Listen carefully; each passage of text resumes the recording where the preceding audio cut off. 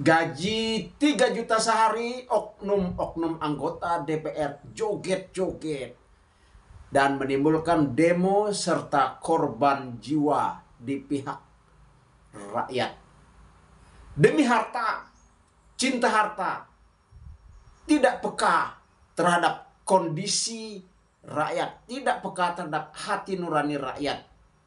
Maka rest in peace hati nurani anggota DPR. Banyak rakyat marah. Kejadian di Nepal, Perdana Menterinya sampai kabur karena pejabatnya korup, dipermalukan, didera, dipukul. Saudaraku, bertemu kembali bersama Pendeta Najarudin dalam renungan pagiku. Sebelum lanjut, silakan like, komen, share, subscribe channel ini supaya tetap menjadi berkat, supaya tetap eksis dan Tuhan dipermuliakan.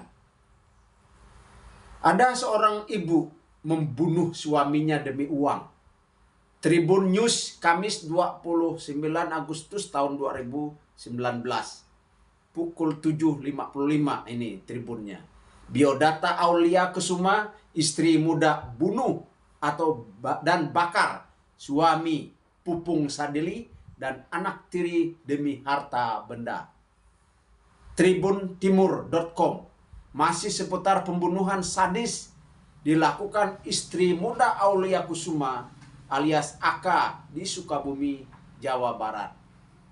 Artikel ini telah tayang di tribuntimur.com dengan judul Biodata Aulia Kusuma, istri muda bunuh dan membakar suaminya Pupung Sadili dan anak tiri demi harta.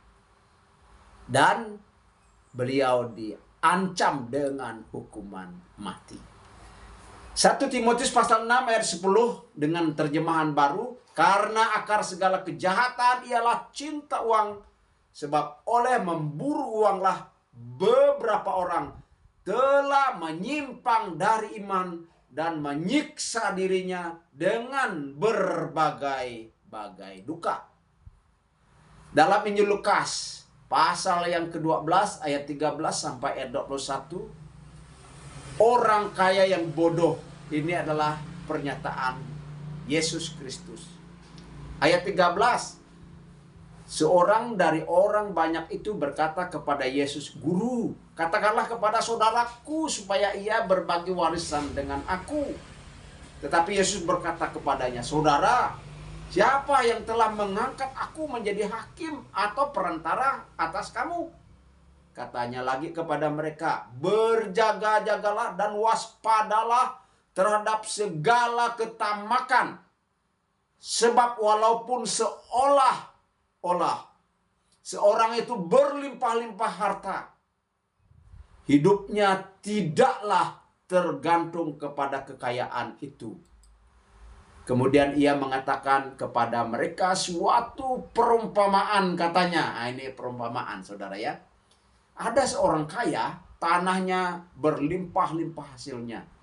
Ia bertanya pada dirinya, dalam hatinya, apa yang harus aku perbuat supaya sebab aku tidak mempunyai tempat di mana aku dapat menyimpan hasil tanahku.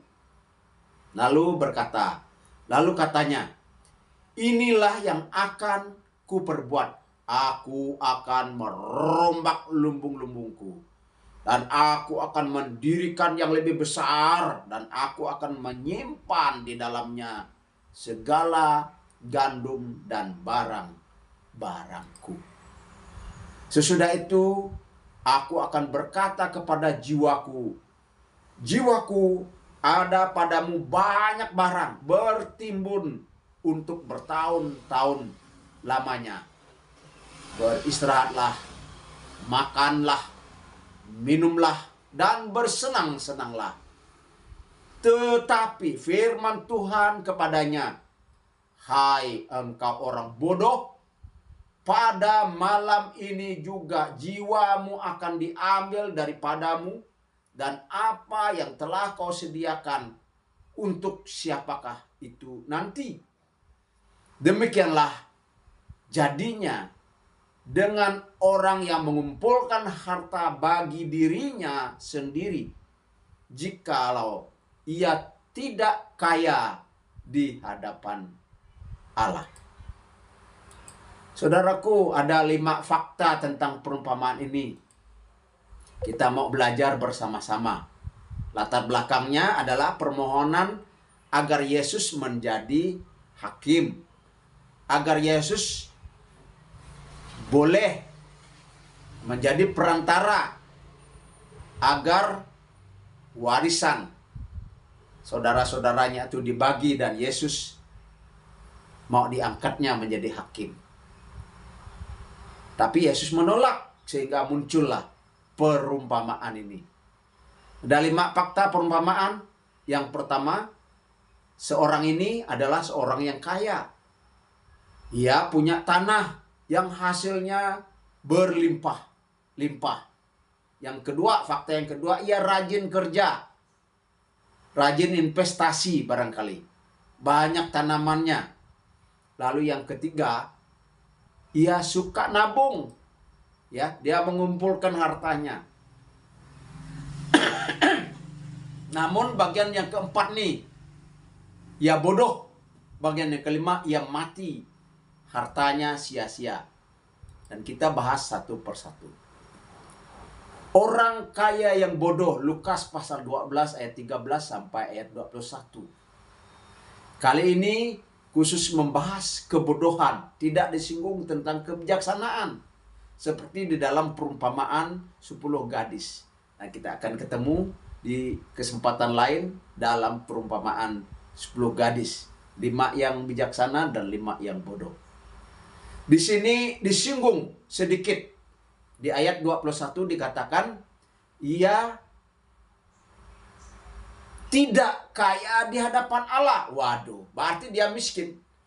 Di hadapan manusia dia kaya, tetapi di hadapan Allah dia tidak kaya. Dia miskin. Dalam pandangan Tuhan, bahwa orang kaya di hadapan manusia sesungguhnya ia adalah orang yang paling miskin. Karena dia tidak bijak.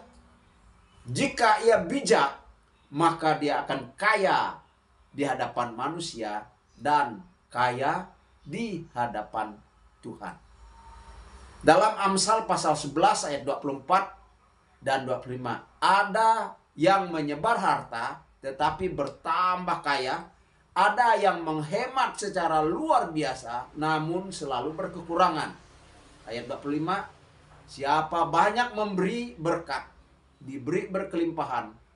Siapa memberi minum, ia sendiri akan diberi minum. Saudaraku, bagian ini kita bahas satu persatu. Tadi dikatakan yang pertama faktanya ia kaya, tetapi menurut Tuhan tidak kaya di hadapan Allah. Ia kaya, ada hasil tanah yang melimpah. Ia rajin bekerja, ia suka menabung. Di dalam 3 fakta ini atau 3 poin ini tidak ada problem, ini sangat bagus. Tetapi poin yang keempat dan poin yang kelima ini mengenaskan. Poin yang keempat, ia bodoh. Hasil panen yang melimpah, gudang penyimpanan itu tidak muat, dan ia membangun gudang yang baru. Dan menurut Tuhan, disinilah letak kebodohannya. Dia tidak bijaksana, dia tidak kaya di hadapan Allah.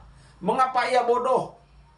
Pertama, karena ia timbun hartanya untuk dirinya sendiri. Egois. Dia, yang kedua, mengandalkan hartanya dan mengabaikan sesama. Yang ketiga, dia mengabaikan Tuhan dan mengabaikan keselamatan jiwanya. Yang Tuhan mau apa? Yang Tuhan mau ialah berbagi kepada orang lain. Setelah gudangnya itu penuh, boleh dia menabung, tetapi dia juga harus berbagi seorang dengan yang lain. Demikian bagian ini, kita lanjut pada bagian berikutnya.